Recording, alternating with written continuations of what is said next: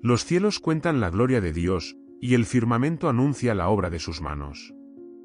Así comienza el Salmo capítulo 19 versículo 1, un versículo que desde tiempos inmemoriales ha inspirado a la humanidad a mirar más allá de lo evidente. Pero, ¿qué secretos se ocultan en estas palabras?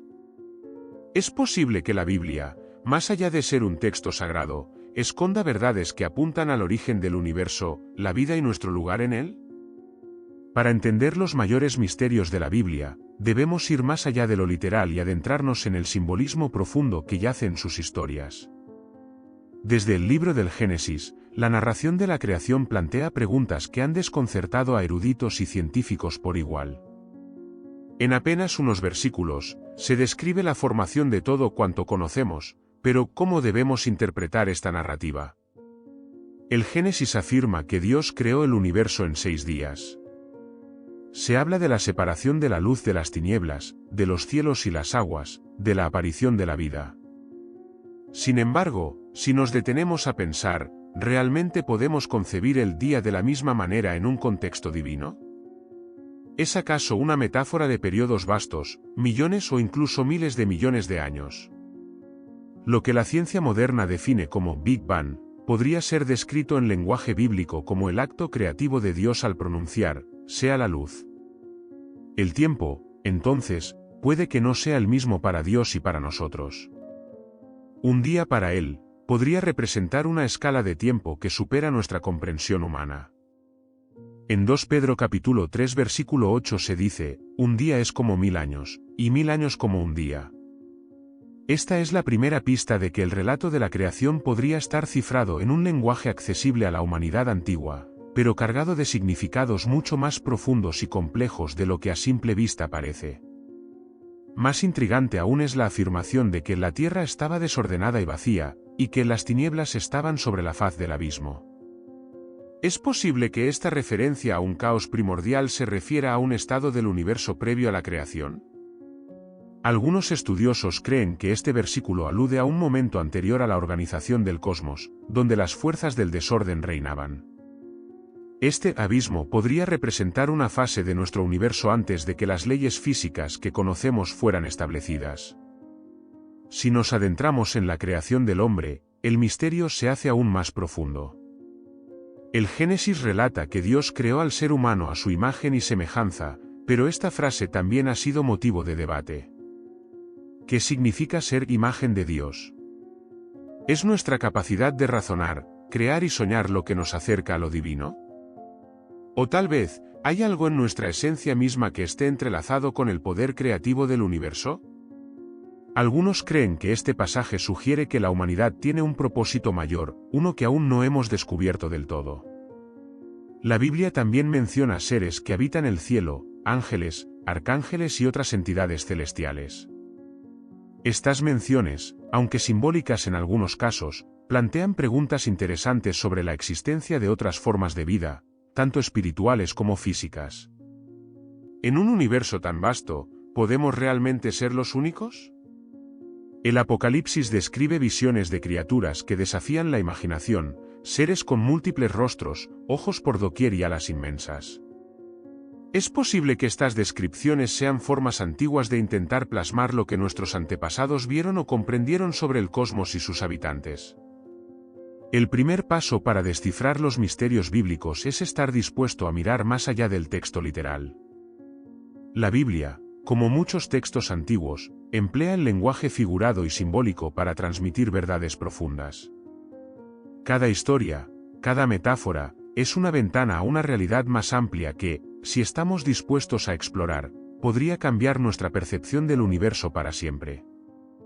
En el relato bíblico, uno de los episodios más enigmáticos es la creación de la luz antes de la existencia del sol, la luna y las estrellas. En el primer día, Dios dice, sea la luz, y la luz aparece, separándose de las tinieblas. Pero no es hasta el cuarto día que se menciona la creación de los astros, aquellos cuerpos celestes que conocemos como fuentes de luz. Esto plantea una pregunta desconcertante: ¿de dónde provino esa primera luz? Es posible que no estemos hablando de luz física, sino de un tipo de energía o esencia divina que precede a todo lo visible. Este pasaje ha dado lugar a numerosas interpretaciones. Algunos creen que esta luz original representa el conocimiento divino, una fuerza primigenia que ilumina el universo de manera metafórica, mucho antes de que el sol comience a brillar.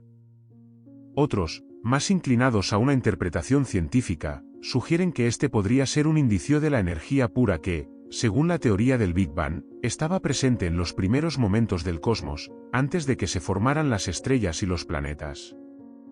El concepto de la luz como algo más que una simple luminosidad física es recurrente en muchas culturas y textos sagrados. En el Evangelio de Juan, leemos, «La luz en las tinieblas resplandece, y las tinieblas no prevalecieron contra ella». Este uso de la luz como símbolo de algo más profundo parece estar intrínsecamente vinculado con el poder creativo divino, una energía que trasciende la comprensión humana y que da vida a todo cuanto existe. No es casualidad que el mismo término iluminación se use a menudo para describir el despertar espiritual. Otro misterio fascinante se encuentra en la estructura misma del relato de la creación. El orden en que las cosas son creadas no necesariamente sigue la lógica de lo que conocemos científicamente sobre la evolución del universo. Primero, la luz, luego la separación de aguas y cielos, después la tierra y las plantas, y solo entonces el sol, la luna y las estrellas. ¿Por qué este orden aparentemente ilógico? Algunos creen que la intención del relato no es cronológica, sino teológica. La Biblia no intenta describir el cómo exacto, sino más bien el porqué. Cada paso de la creación revela algo sobre la naturaleza de Dios y su relación con el cosmos. El concepto de un universo diseñado con un propósito es otro de los grandes temas bíblicos que ha intrigado a filósofos y científicos por milenios. El libro de Proverbios menciona que Dios fundó la tierra con sabiduría y afirmó los cielos con inteligencia. Esto nos lleva a reflexionar, ¿es posible que las leyes del universo, desde las matemáticas hasta la física cuántica, sean reflejos de esa sabiduría divina? Cada vez más, la ciencia moderna nos muestra que el cosmos parece funcionar con una precisión casi imposible de explicar por mero azar. ¿Es esta precisión la huella de un diseño divino, un código que subyace en la estructura misma de la realidad? Hay también quienes se preguntan si las dimensiones del espacio y el tiempo que conocemos son las únicas que existen. La Biblia menciona el cielo, no solo como el lugar donde habitan las estrellas, sino como una dimensión espiritual paralela. En Isaías, se habla de los cielos, sugiriendo que hay múltiples niveles de realidad, capas sobre capas que van más allá de lo que podemos percibir con nuestros sentidos limitados. ¿Podría el universo que vemos ser solo una fracción de una creación más vasta, que incluye realidades invisibles para nosotros? En este punto, nos adentramos en otro de los grandes misterios, el tiempo. La ciencia ha demostrado que el tiempo es relativo, y que no fluye de la misma manera en todo el universo. Esta idea, que parece moderna, tiene ecos en los textos bíblicos. Cuando se nos dice que para Dios 1000 años son como un día, se nos está revelando una verdad fundamental: el tiempo no limita lo divino. ¿Es posible que lo que percibimos como la historia de la humanidad sea solo una pequeña porción de un diseño cósmico mucho más amplio, donde el tiempo se pliega y expande de maneras que aún no podemos comprender? Al reflexionar sobre estas verdades ocultas, nos damos cuenta de que la Biblia no solo trata de dar respuestas fáciles, sino de hacernos preguntas profundas, preguntas que aún hoy nos desafían a pensar en el universo de maneras que jamás habríamos imaginado.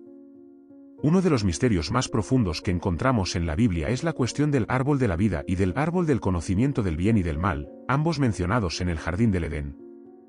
Estas dos entidades, aparentemente simples en su descripción, cargan con un simbolismo que ha desconcertado a teólogos y filósofos durante siglos. En el centro de este misterio, se encuentra una pregunta crucial: ¿qué representan realmente estos árboles? ¿Y por qué fue tan determinante para el destino de la humanidad el hecho de que Adán y Eva comieran del fruto prohibido? El árbol del conocimiento del bien y del mal parece ser una fuente de sabiduría, pero una sabiduría que viene con un costo.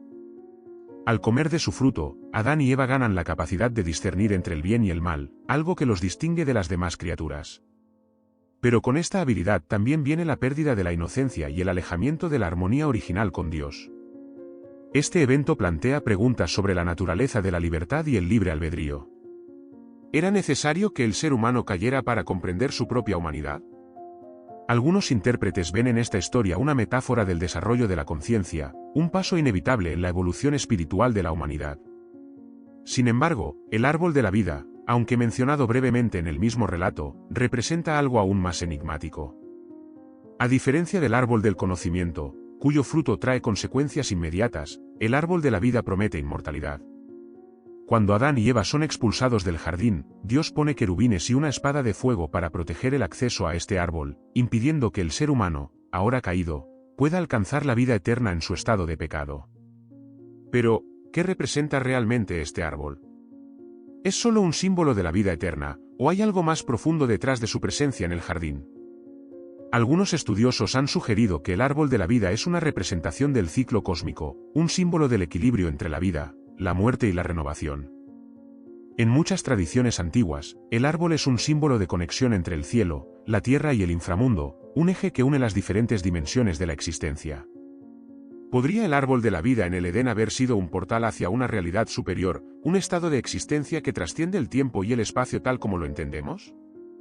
Este concepto de un árbol sagrado que conecta diferentes niveles de realidad aparece en diversas mitologías, lo que nos hace preguntarnos si la Biblia está sugiriendo algo similar. El Apocalipsis, el último libro de la Biblia, retoma la imagen del árbol de la vida, mencionando que en la Nueva Jerusalén, al final de los tiempos, este árbol estará presente, cuyo fruto es para sanidad de las naciones. Aquí, el árbol no solo simboliza la vida eterna, sino también la restauración, la curación del mundo. En este sentido, se convierte en un símbolo de esperanza, un recordatorio de que el ciclo de la creación no termina en la caída del hombre, sino que hay un destino final donde todo será restaurado. A medida que avanzamos en el relato bíblico, nos encontramos con otro misterio que parece desafiar la comprensión humana, los Nefilim, mencionados brevemente en Génesis 6. Se describe a estos seres como los descendientes de los hijos de Dios y las hijas de los hombres, y se les asocia con una era de gigantes y héroes antiguos. La naturaleza exacta de los Nefilim ha sido objeto de innumerables especulaciones. ¿Eran ángeles caídos que tomaron forma humana? ¿O tal vez una raza híbrida, resultado de la unión entre seres celestiales y mortales? Este pasaje, aunque breve, ha dado lugar a interpretaciones que bordean lo sobrenatural. Algunos creen que los Nefilim podrían ser los vestigios de una raza antigua, preadámica, cuyos restos se han perdido en la historia. Otros sugieren que estos seres podrían tener conexiones con las leyendas de civilizaciones avanzadas, como la Atlántida, cuyas huellas se han borrado casi por completo. Sin embargo, la Biblia guarda silencio sobre los detalles, dejando a nuestra imaginación llenar los vacíos. El hecho de que estos seres hayan existido antes del diluvio de Noé también plantea preguntas intrigantes sobre las razones detrás de ese evento cataclísmico. ¿Fue el diluvio un intento de Dios por purgar al mundo de estas criaturas y sus influencias corruptoras? En cualquier caso, el relato de los Nefilim es uno de esos misterios bíblicos que parece entrelazar lo terrenal con lo divino de una manera que apenas alcanzamos a comprender. En el fondo, todos estos misterios parecen señalar hacia una verdad central: la realidad que conocemos es solo una parte de un vasto entramado de dimensiones y fuerzas que operan más allá de nuestros sentidos. El universo que describe la Biblia está lleno de secretos, y cada uno de ellos nos invita a adentrarnos más profundamente en el conocimiento de lo divino y lo oculto. El diluvio universal, descrito en el libro de Génesis, es uno de los episodios más dramáticos y misteriosos de la Biblia. Se nos cuenta que Dios decidió limpiar la tierra de la maldad humana, inundando todo el mundo y salvando solo a Noé, su familia y un conjunto de animales. Pero este evento plantea varias interrogantes que han intrigado a la humanidad durante siglos. ¿Fue realmente un cataclismo global o un evento local que tomó proporciones míticas? ¿Por qué este juicio tan extremo? ¿Y qué simboliza realmente el arca? El diluvio no es exclusivo de la Biblia. De hecho, muchas culturas antiguas, desde la Mesopotamia hasta los pueblos indígenas de América, tienen relatos sobre grandes inundaciones que arrasaron la tierra. La epopeya de Gilgamesh, por ejemplo, narra una historia similar de un diluvio enviado por los dioses, lo que ha llevado a algunos a pensar que estos relatos son ecos de un evento real que afectó a una vasta región. Si bien es difícil determinar la magnitud de tal evento, lo cierto es que el diluvio representa un reinicio, un punto donde la creación misma se deshace para ser rehecha. El arca de Noé, en este contexto, es mucho más que un simple barco que flota sobre las aguas. Simboliza un refugio divino, un espacio sagrado protegido del caos exterior. Es interesante notar cómo el diseño del arca, según el relato bíblico, está lleno de detalles específicos: las dimensiones, los materiales, el número de pisos.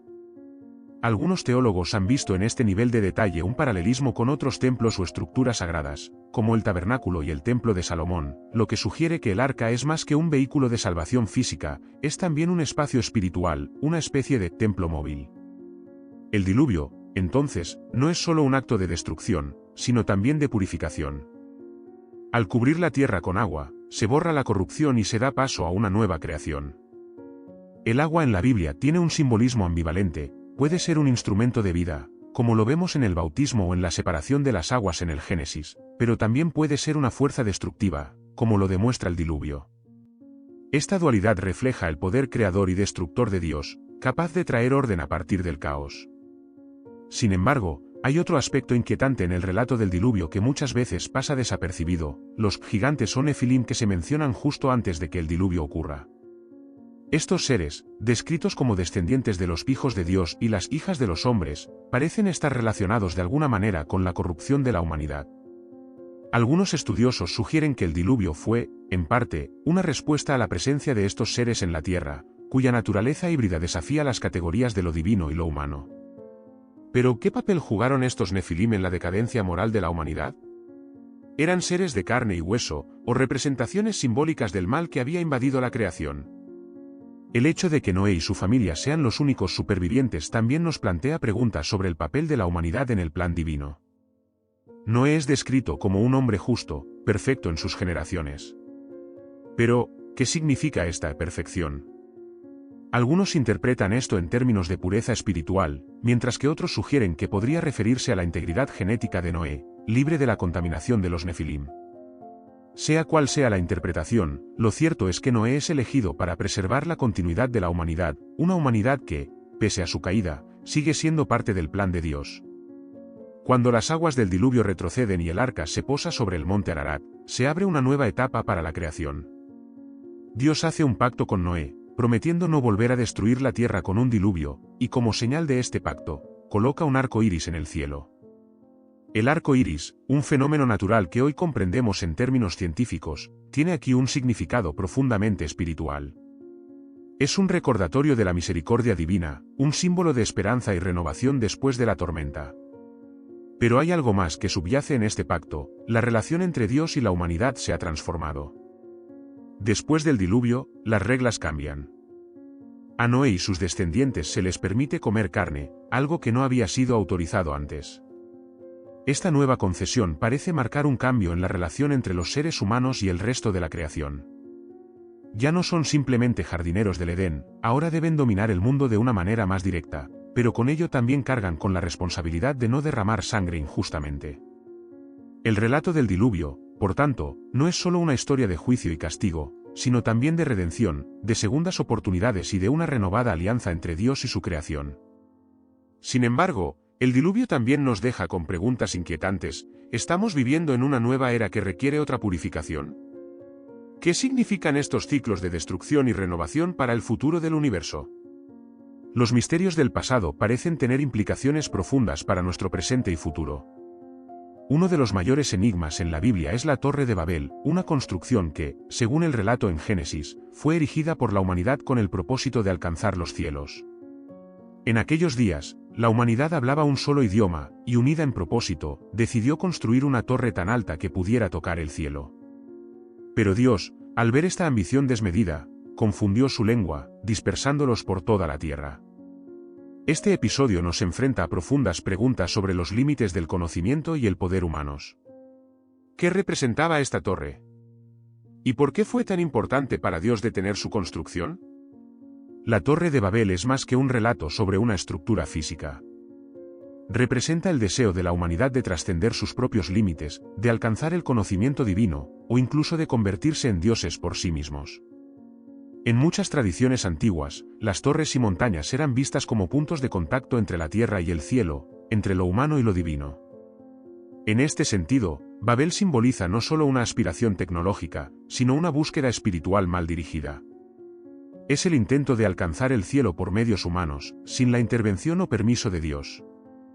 El nombre Babel en hebreo sugiere confusión, pero en el contexto de este relato también podría implicar una ruptura en la unidad de la humanidad. Antes de Babel, toda la humanidad hablaba un mismo idioma, compartía una sola cultura y tenía un solo propósito. La confusión de lenguas que Dios impone no es solo un acto de dispersión física, sino también de división espiritual. Este evento marca el origen de las naciones, de la diversidad cultural y lingüística, pero también del conflicto, la incomunicación y la rivalidad entre los pueblos. Es un recordatorio de que la ambición desmedida, sin respeto por lo sagrado, puede llevar a la fragmentación y la pérdida de la armonía. Muchos han especulado sobre qué motivó exactamente la intervención divina en este caso. ¿Fue el acto de construir una torre en sí mismo lo que provocó la ira de Dios, o fue la arrogancia detrás de ese acto? Algunos sugieren que la humanidad, al intentar construir la Torre de Babel, buscaba desafiar el orden establecido por Dios, creando una sociedad autosuficiente que no dependiera de lo divino. Es decir, Babel simboliza el intento humano de alcanzar la inmortalidad y el poder absoluto sin reconocer su origen y dependencia en el Creador. Desde otra perspectiva, la Torre de Babel también puede interpretarse como una advertencia sobre los peligros del orgullo y la centralización del poder. A lo largo de la historia, muchas civilizaciones han intentado imponer una unidad forzada sobre el mundo, tratando de borrar la diversidad natural de las culturas y lenguas en busca de una sola forma de gobernar y dominar. Babel podría ser una advertencia contra este tipo de totalitarismo, mostrándonos que la verdadera unidad no se encuentra en la uniformidad, sino en la cooperación respetuosa entre diferentes pueblos y culturas. Hay quienes creen que la Torre de Babel también contiene un mensaje oculto sobre los límites del conocimiento. En la tradición bíblica, hay una distinción clara entre el conocimiento que viene de Dios y el conocimiento que la humanidad intenta obtener por sus propios medios. En este caso, la torre podría simbolizar el intento de alcanzar un tipo de conocimiento prohibido, uno que no estaba destinado a ser comprendido completamente por los humanos. Es una historia que nos recuerda que no toda información o tecnología está destinada a ser alcanzada, y que hay límites que no debemos cruzar sin tener en cuenta las consecuencias. Curiosamente, algunos han hecho un paralelo entre la Torre de Babel y los avances modernos en la ciencia y la tecnología. En una era donde la humanidad parece estar al borde de grandes descubrimientos sobre el universo, sobre la genética, la inteligencia artificial y la exploración espacial, la historia de Babel cobra un nuevo significado. ¿Estamos repitiendo el mismo error? ¿Estamos construyendo nuestras propias torres tecnológicas sin reflexionar sobre las implicaciones éticas y espirituales? La Biblia parece advertirnos que, si no somos conscientes de los peligros del orgullo y la autosuficiencia, podemos enfrentarnos nuevamente a una forma de confusión, que podría dividirnos y hacernos retroceder. La Torre de Babel es, en última instancia, una advertencia sobre el equilibrio entre la aspiración y la humildad. No es malo aspirar a grandes cosas, pero cuando esas aspiraciones se construyen sin reconocer el orden divino, el resultado puede ser la desintegración de todo lo que hemos logrado. Este relato parece sugerir que el verdadero progreso solo puede lograrse cuando la humanidad respeta los límites impuestos por Dios, reconociendo que no somos autosuficientes y que nuestra unidad debe estar basada en algo más que en el poder o el conocimiento. Este episodio de la Biblia es una de esas historias que, pese a su brevedad, plantea cuestiones profundas sobre el lugar de la humanidad en el universo, nuestras capacidades y nuestras limitaciones. La Torre de Babel nos recuerda que, aunque podemos alcanzar grandes cosas, siempre debemos hacerlo con un profundo sentido de humildad y reverencia hacia lo divino.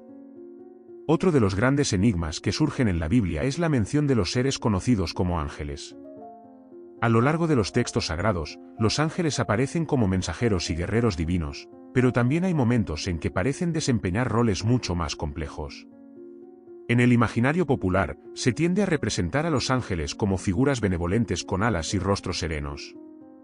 Sin embargo, las descripciones bíblicas nos muestran que su verdadera naturaleza es mucho más diversa y enigmática.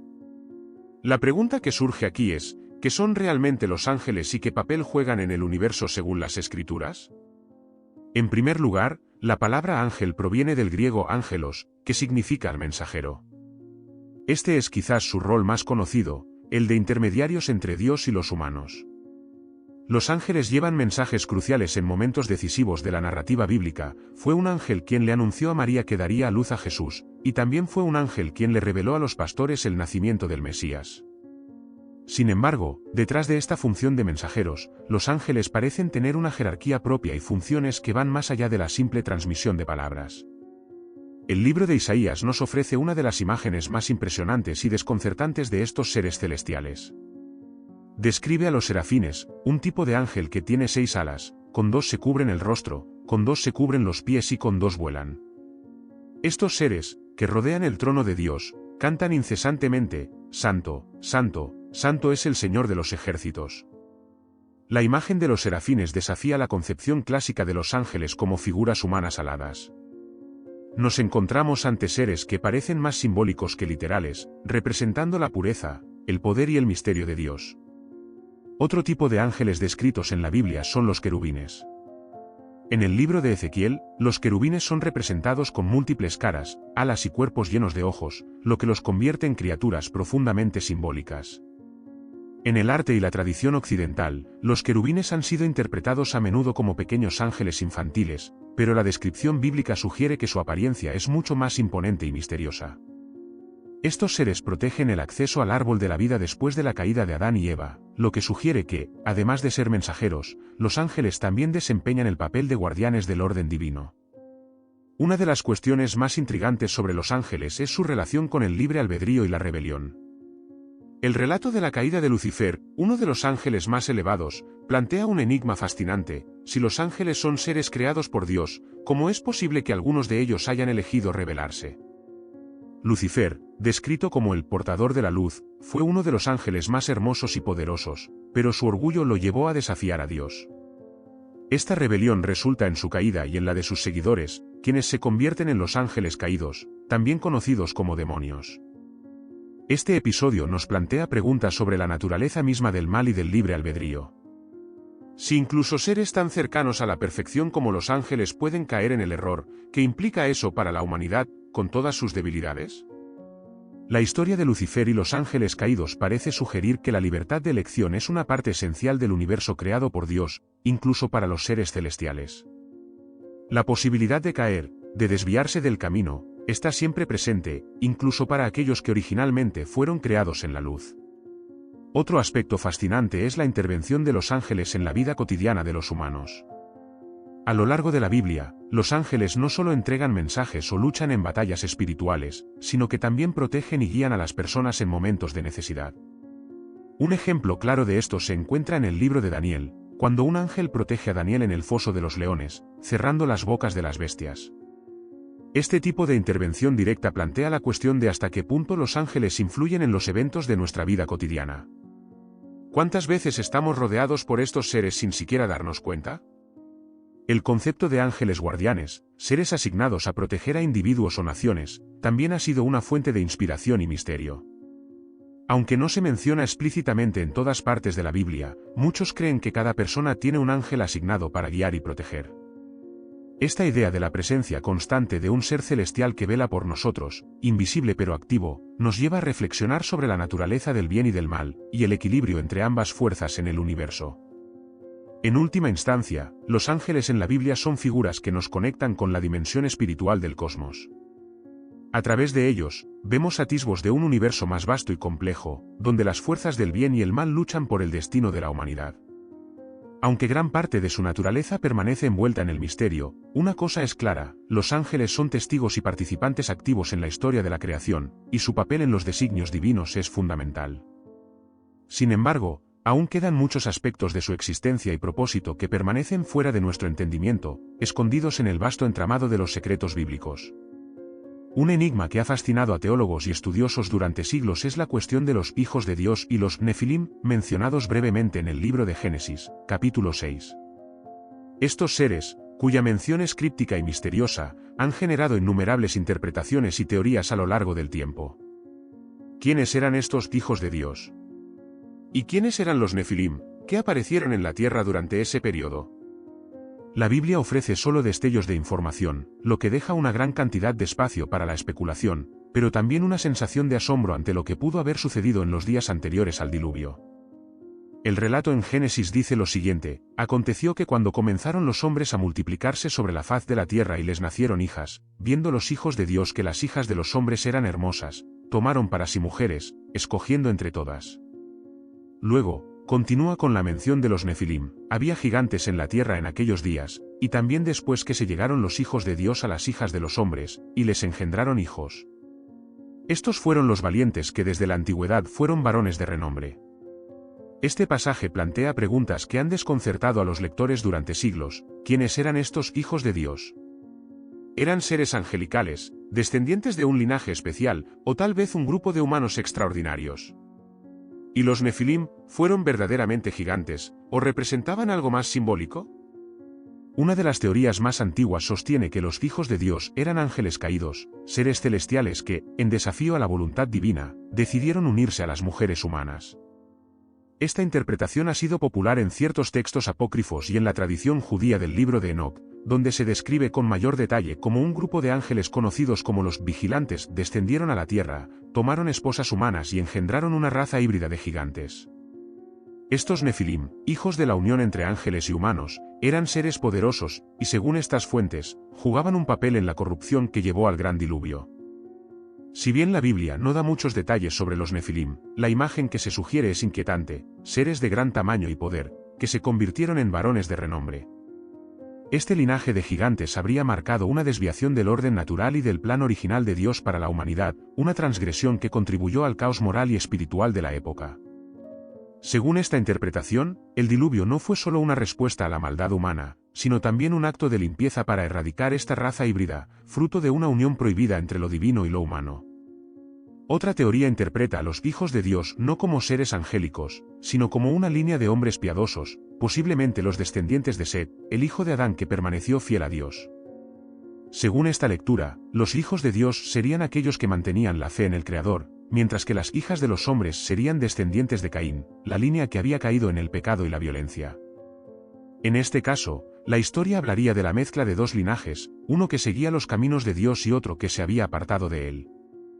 El resultado sería la degeneración moral y espiritual de la humanidad, que llevó al juicio divino. A pesar de estas diferentes interpretaciones, lo cierto es que el relato de los Nefilim y los hijos de Dios añade una capa adicional de misterio a los eventos previos al diluvio. El hecho de que seres tan poderosos y aparentemente fuera del alcance de la comprensión humana estuvieran presentes en la tierra sugiere que, en algún punto de la historia, la barrera entre lo divino y lo terrenal se volvió difusa. Esta mezcla entre el cielo y la tierra, lo natural y lo sobrenatural, es uno de los aspectos más intrigantes de la Biblia, ya que nos lleva a preguntarnos cuánto de lo que conocemos del universo visible está influenciado por fuerzas que no podemos ver ni comprender completamente. El concepto de gigantes o Nefilim no se limita al relato de Génesis. En otras partes de la Biblia, especialmente en los libros de Números y Deuteronomio, se mencionan figuras como los anaceos, una raza de gigantes que habitaba la tierra de Canaán. Cuando los espías de Israel fueron enviados a explorar la tierra prometida, regresaron aterrorizados por la presencia de estos seres, describiéndolos como seres colosales, ante los cuales parecíamos langostas.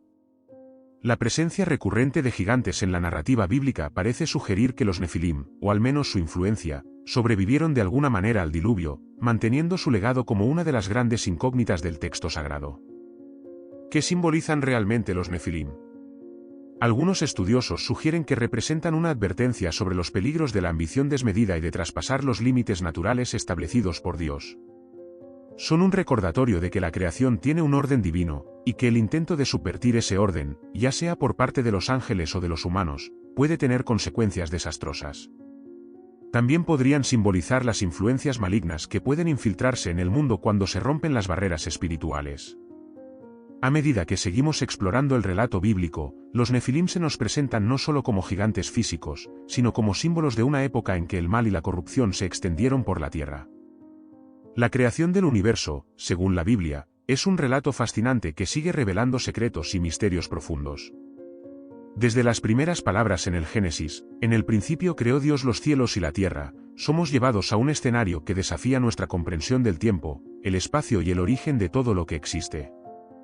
Sin embargo, en la simplicidad de esta afirmación se ocultan preguntas que han desconcertado a los estudiosos durante siglos. ¿Qué significa que Dios creó en el principio? ¿Cómo era el universo antes de este inicio? ¿Y cuál es el propósito final de esta creación? El relato de la creación en 6 días es, sin duda, uno de los más comentados y debatidos. Desde una perspectiva literal, algunos creen que Dios creó el universo en 6 días de 24 horas, lo que plantea el desafío de reconciliar este relato con lo que la ciencia moderna nos ha mostrado sobre la antigüedad del cosmos. Otros, en cambio, ven los días de la creación como periodos largos de tiempo o etapas simbólicas, en las que Dios fue moldeando el universo de maneras que escapan a nuestro entendimiento limitado. Independientemente de la interpretación que adoptemos, lo que es claro es que el proceso de creación es uno profundamente ordenado y dirigido con propósito. Uno de los elementos más intrigantes del relato de la creación es la mención de la luz antes de la creación del sol y las estrellas. En el primer día, Dios dice, sea la luz, y la luz aparece. Sin embargo, es en el cuarto día que crea las luminarias, el sol, la luna y las estrellas. Esto ha generado un misterio. ¿Qué es esta luz primordial? Algunos sugieren que esta luz no era física, sino una manifestación de la gloria divina, una energía pura y espiritual que precede a la creación material. La Biblia parece señalar que la luz, en su forma más pura, es algo más que la radiación que percibimos con nuestros ojos, es un símbolo del orden, la verdad y la presencia de Dios en el universo. Otro aspecto crucial es la creación del ser humano. En el sexto día, Dios crea al hombre a su imagen y semejanza. Esta afirmación ha sido objeto de debate durante siglos. ¿Qué significa ser creado a imagen de Dios? Tradicionalmente, se ha interpretado que los seres humanos, a diferencia de los animales, poseen una capacidad única para razonar, para tomar decisiones morales y para tener una relación con su Creador. Pero la semejanza divina también puede referirse a la capacidad humana de crear, de amar y de gobernar sobre la creación, un reflejo del propio gobierno de Dios sobre el universo. Este poder de gobernar, sin embargo, trae consigo responsabilidades inmensas. El hombre fue puesto en el jardín del Edén para cuidarlo y guardarlo, lo que implica que la creación no es solo un regalo, sino un deber. En el relato del Génesis, la caída del hombre rompe esta armonía original. El pecado no solo afecta al hombre, sino a toda la creación, que sufre las consecuencias de esta ruptura. Aquí, la Biblia introduce la idea de que el destino del universo está intrínsecamente ligado al comportamiento moral de la humanidad. La creación no es estática ni indiferente a nuestras acciones, es dinámica, viva, y responde a nuestra relación con lo divino. A lo largo de las Escrituras, vemos referencias a un futuro en el que la creación será restaurada. En el libro de Romanos, Pablo habla de cómo la creación misma será liberada de la esclavitud de la corrupción y gime con dolores de parto esperando ese día de redención. Esto sugiere que el universo, tal como lo conocemos, está en un estado de espera, de incompletitud, aguardando el momento en que todas las cosas sean reconciliadas y restauradas. La creación, en su estado actual, es solo una etapa de un plan divino más grande, un proceso que aún no ha alcanzado su culminación. Entonces, ¿cuál es el propósito final de la creación? Según la Biblia, todo apunta hacia la restauración de todas las cosas en Dios. El Apocalipsis describe un nuevo cielo y una nueva tierra, donde Dios habitará con los hombres y no habrá más muerte, ni llanto, ni dolor. Esta imagen de una creación renovada y perfecta nos lleva a reflexionar sobre el ciclo de la vida, la muerte y la resurrección. El universo, tal como lo entendemos ahora, es solo una sombra de lo que está por venir, un preludio de un nuevo orden en el que la justicia, la paz y la comunión plena con Dios serán eternas. En este sentido, los misterios de la Biblia nos invitan no solo a buscar respuestas en el pasado, sino también a mirar hacia el futuro con esperanza. Lo que vemos ahora como fragmentos, como piezas dispersas de un gran rompecabezas, un día se revelará en su totalidad. Y aunque muchos de los secretos del universo permanecen velados para nosotros, la Biblia nos asegura que el propósito último de la creación es la gloria de Dios y la participación de la humanidad en esa gloria. El universo, en toda su vastedad y complejidad, es un testimonio del poder y la sabiduría del Creador, y nosotros, como seres humanos, somos parte fundamental de ese plan, llamados a vivir con reverencia, responsabilidad y esperanza en la revelación final que aún está por venir.